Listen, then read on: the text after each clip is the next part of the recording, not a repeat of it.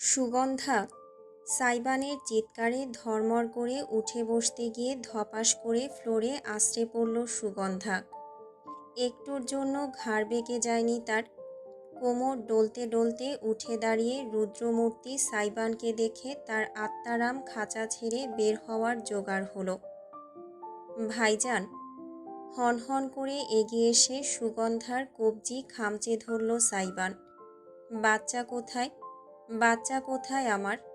Where the hell is my baby boy, damn it! কেঁপে উঠল সুগন্ধা। সাইবানকে রেগে যেতে সে দেখেছে বহুবার, কিন্তু এই ক্রোধের সাথে যে অন্য কিছুর তুলনা হয় না। সন্তানহারা বাবারা কি তবে এভাবেই দিক বিদিক জ্ঞানশূন্য হয়ে পড়ে? সেসব নিয়ে চিন্তার ফুসরত আপাতত নেই সুগন্ধার কাছে। সে হন্য হয়ে আশেপাশে তাকালো। শীতল আতঙ্কে সর্বাঙ্গ কাঁপতে লাগলো তার। তোতলানো শুরু করলো। এইখানেই তো ছিল আমার সাথে, খেলতেছিল। এরপর আমি কেমনে জানি ঘুমাইয়া পড়লাম। আর গেল কই? সুগন্ধার বলতে দেরি, কিন্তু সাইবানের তাকে নিষ্ঠুরভাবে ধাক্কা দিয়ে দূরে সরাতে দেরি হলো না। সুগন্ধা সোফার উপর আছড়ে পড়ল। দ্বিতীয় দফায় কনুয়ে ব্যথা পেল। সাইবান এদিক সেদিক তাকালো পাগলের মতন, যেন সে বুঝতে পারছে না কি করবে, কোন দিকে ছুটে যাবে সে। এই বাড়ির মানুষগুলো কি সাত আসমানে চলে গেছে, নাকি গাঙ্গের পানিতে ভেসে গেছে? সুগন্ধা উঠে দাঁড়ালো। কনুই ঘষতে ঘষতে নরম গলায় বলতে গেল, ভাবিজান আর অনুরাগদা তো আফাজানের পিছনে। সাইবান এমন দৃষ্টিতে ঘুরে তাকালো তার দিকে যে সুগন্ধার শব্দগুলো সব দলা পাকিয়ে গেল। ওই ভয়ঙ্কর চোখজোড়া যেন ঘূর্ণায়মান অগ্নি স্ফুলিঙ্গ, যে কোনো মুহূর্তে ছিটকে বেরিয়ে গিয়ে ভস্ম করে দেবে চারপাশ। নিজের মাথা দুই পাশে চেপে ধরল সাইবান। রীতিমতো পাশবিক গলায় হুঙ্কার দিয়ে উঠল, যদি বাচ্চার কিছু হয়, যদি আমার বাচ্চার কিছু হয়, আল্লাহর কসম আমি একটা একটাকে ধরে হিসাব মেটাবো, সে পর হোক বা আপন। আগ্নেয়গিরির অগ্ন্যুৎপাত কেমন হয় সুগন্ধার জানা নেই, তবে সাইবানকে দেখে তার সেই আগ্নেয়গিরির কথাই মনে পড়ে গেল। গলার পাশে নীলচে শিরা ফুলে ফেপে উঠেছে তার। কপালের রগ টনটন করছে। উপরের পাটির সূচালো দাঁতজোড়া বেরিয়ে এসেছে বিধায় হিংস্র জন্তুর মতন দেখাচ্ছে সাইবানকে। যে কোনো মুহূর্তে যে কারো উপর ঝাঁপিয়ে পড়ে ছিঁড়ে খেয়ে ফেলতে প্রস্তুত। সুগন্ধা হাজার চাইতেও কিছু বলতে পারল না, যেন সে মুখ খুললেই বিপদ। অপরাধবোধে জড়সড় হয়ে গেল সে। কিছুক্ষণ আগে পর্যন্ত ইজান তার কোলে বসে খেলছিল, এরপর চোখজোড়া লেগে আসলো কিভাবে যেন, আর বাচ্চাটা গায়েব হয়ে গেল। আগে তো কখনো এমন হয়নি। ইজান সব সময় তার পাশে শুয়েই খেলেছে, আজ তবে কি হলো? সাইবান অপেক্ষায় নেই। সে লাফিয়ে সিঁড়ির উপর উঠল। উদ্দেশ্য কি বোঝা দেয়। মাঝপথ পর্যন্ত সে পৌঁছেছে কি পৌঁছায়নি, এমন সময়ে নিচতলার রান্নাঘরের দিক থেকে বিকট একটা শব্দ ভেসে এলো, যেন ভারী কিছু মেঝেতে পড়েছে।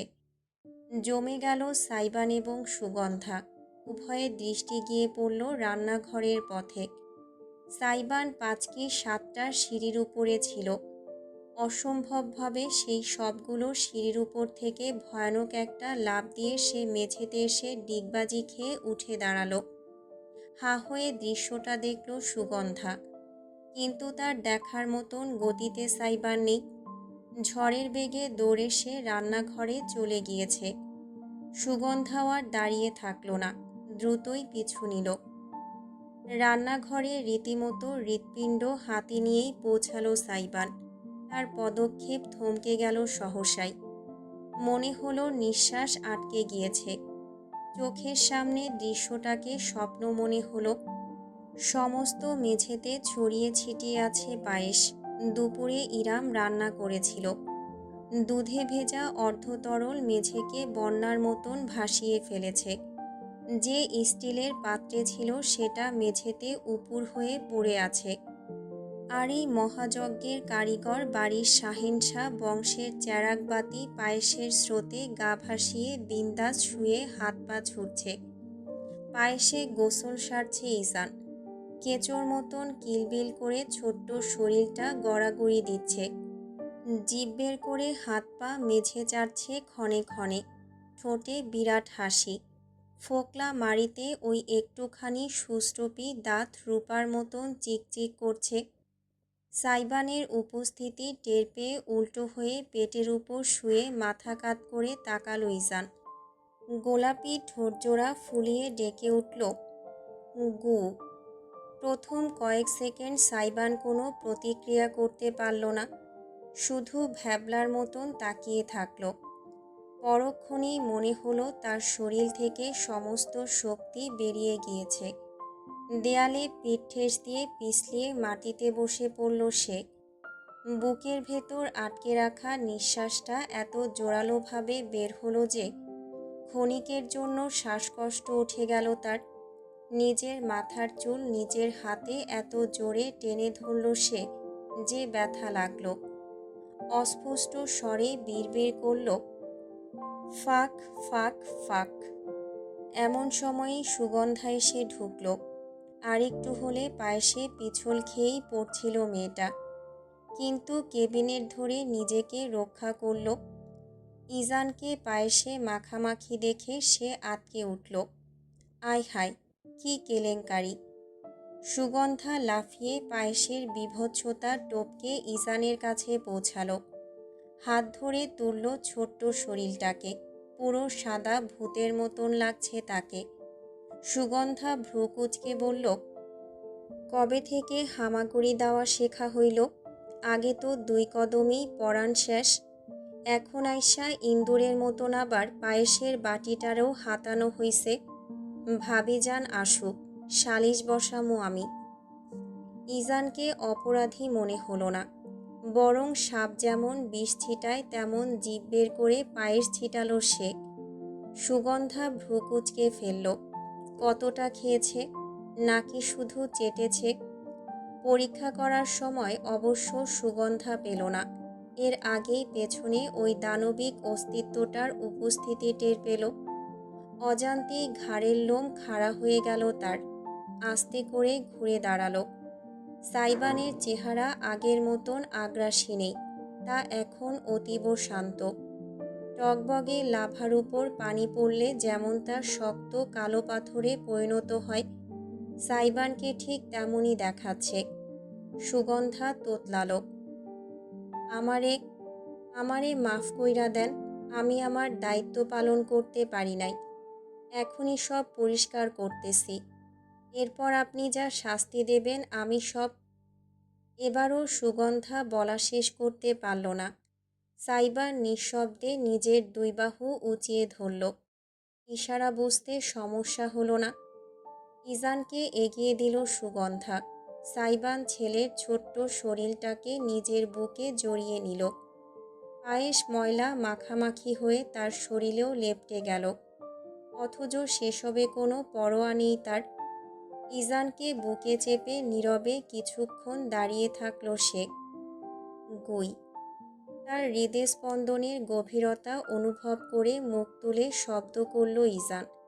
সাইবান এবারেও কিছুই বলল না, শুধু ছেলের ছোট্ট মাথাটা নিজের বিশাল হাতের মাঝে ধরে নিগুট নয়নে চেয়ে রইল ডাগর ডাগর চোখগুলোর মাঝে। বাবাকে ভয় দেখাতে নেই, বাবা তোমার কাছে দুর্বল, খুব দুর্বল। ফিসফিস করে উচ্চারণ করল সাইবান। সুগন্ধা ঠিকঠাক শুনতে পেল না সে কি বলেছে, শুধু দেখল পিতা পুত্র অব্যক্ত গভীর দৃষ্টিতে একে অপরের দিকে চেয়ে আছে। সুগন্ধাকে আর কিছুই বলল না সাইবান, শুধু চুপচাপ ছেলেকে বুকে চেপে হেঁটে বেরিয়ে গেল রান্নাঘর থেকে। সুগন্ধা ঠায় দাঁড়িয়ে রইল নিজের জায়গায়।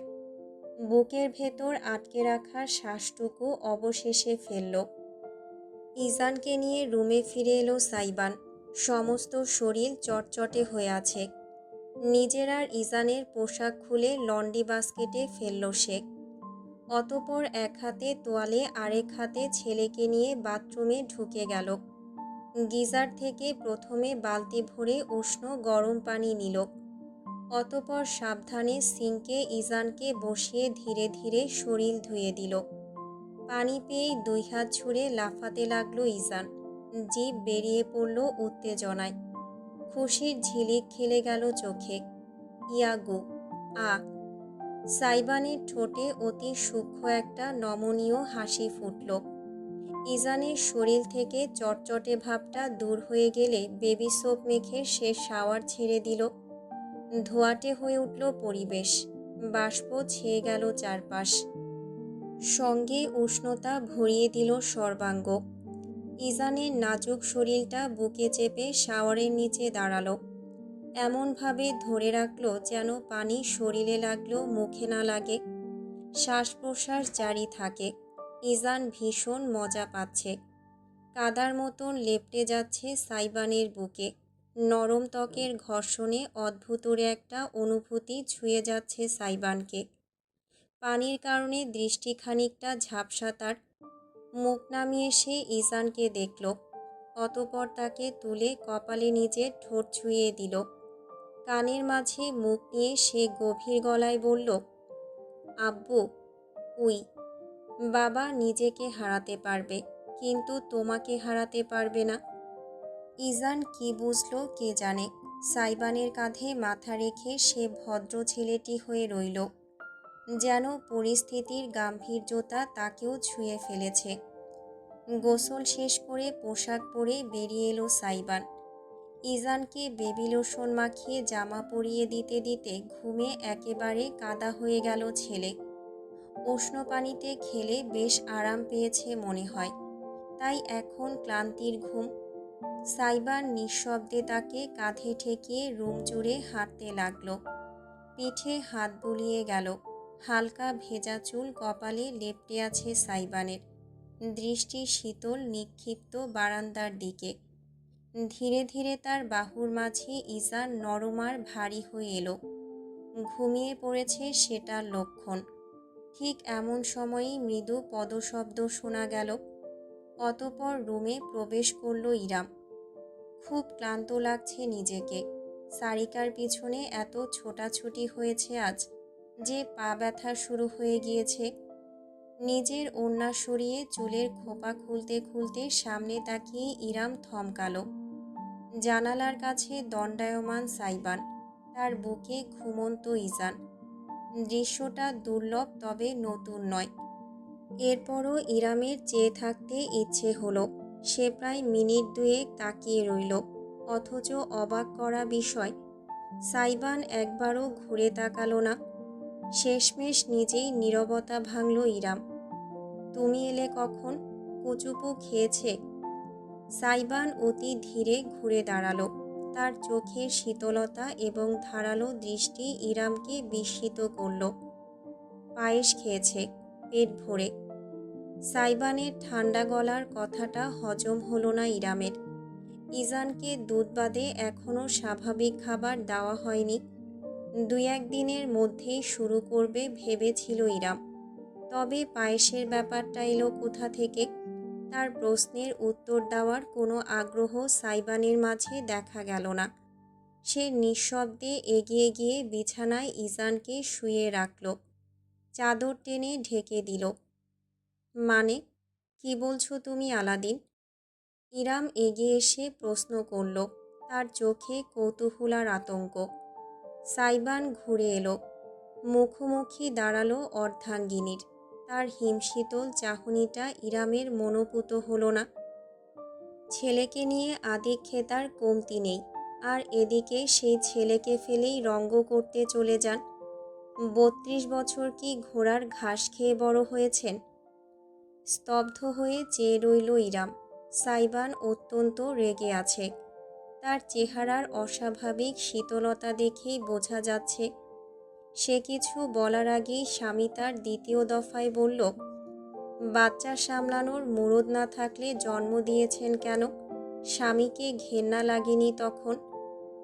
ইরা মুখ খুলল ঠিকই, কিন্তু তার ঠোঁট পেরিয়ে একটাও শব্দ উচ্চারিত হলো না।